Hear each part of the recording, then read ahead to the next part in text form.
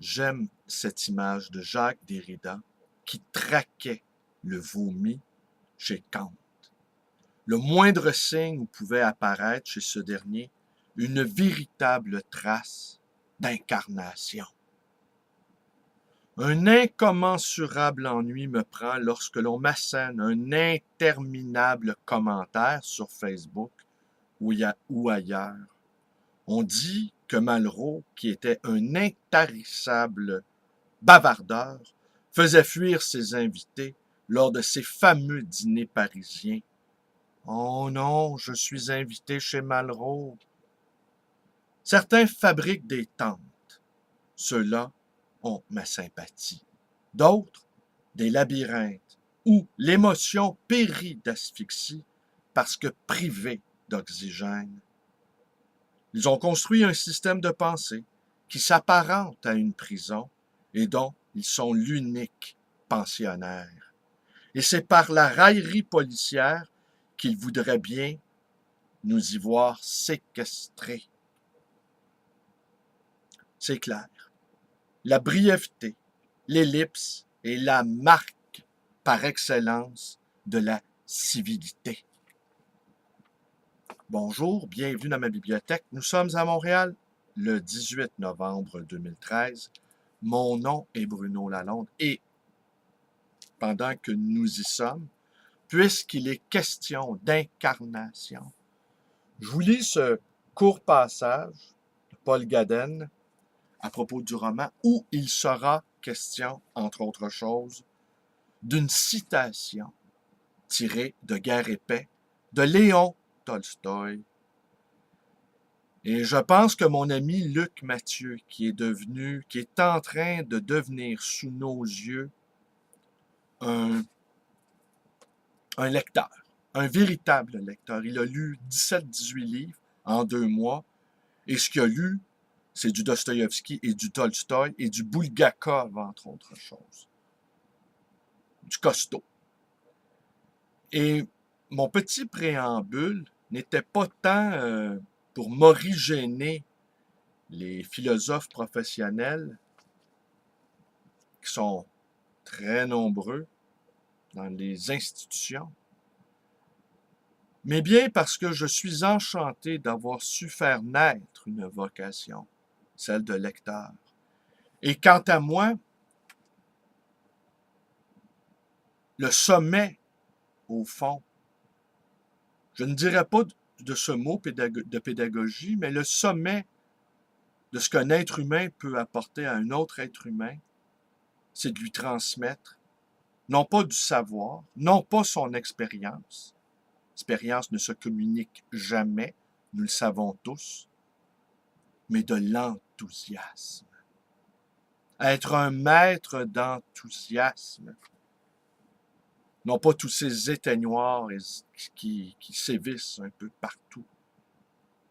Un maître d'enthousiasme. Voilà. Parfois, il arrive à Luc Mathieu de me poser des questions sur l'œuvre de Dostoïevski et il a toujours la bonté de me rappeler que je l'ai lu avant l'âge de 18 ans. Donc, c'est très très loin. Mais Dostoïevski m'a appris la complexité de l'esprit humain. Rien n'est simple, que rien n'est tout blanc, tout noir, que l'être humain est lui-même un mystère pour lui-même. On en sait peu sur nous, et les autres en savent encore moins. Et on marche les uns les autres dans une obscurité profonde. J'ouvre... Ah oui, il faudra bien étudier le cas de Luc Mathieu, parce que moi, partout j'ai entendu dire depuis le début de ma vie que les habitudes de lecture s'acquièrent avant l'âge de 18 ans. Qu'après cela, c'est foutu, c'est terminé. On ne peut plus lire. Que la plasticité du cerveau n'est plus à l'œuvre. Eh bien, Luc Mathieu est en train de faire mentir ses préjugés, ses préconceptions. J'ouvre Guerre et paix sur ce passage. C'est celui où le prince André rencontre Natacha parmi un groupe de jeunes filles qui courent sur la route. Soudain, le prince André se sentit mal à l'aise. Il ne savait pourquoi. Le jour était si beau, le soleil si clair, tout ce qui l'entourait était si gai.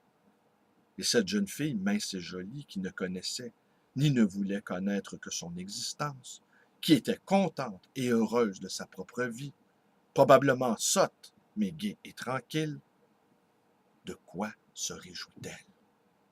À quoi pense-t-elle? Pas au statut militaire, pas à l'organisation des paysans de Riazan. À quoi pense-t-elle? Pourquoi est-elle heureuse, se demandait curieusement, malgré lui, le prince André. Ici, le destin de l'auteur, celui du personnage et celui du lecteur se confondent. Replaçons cette scène dans le paysage humain.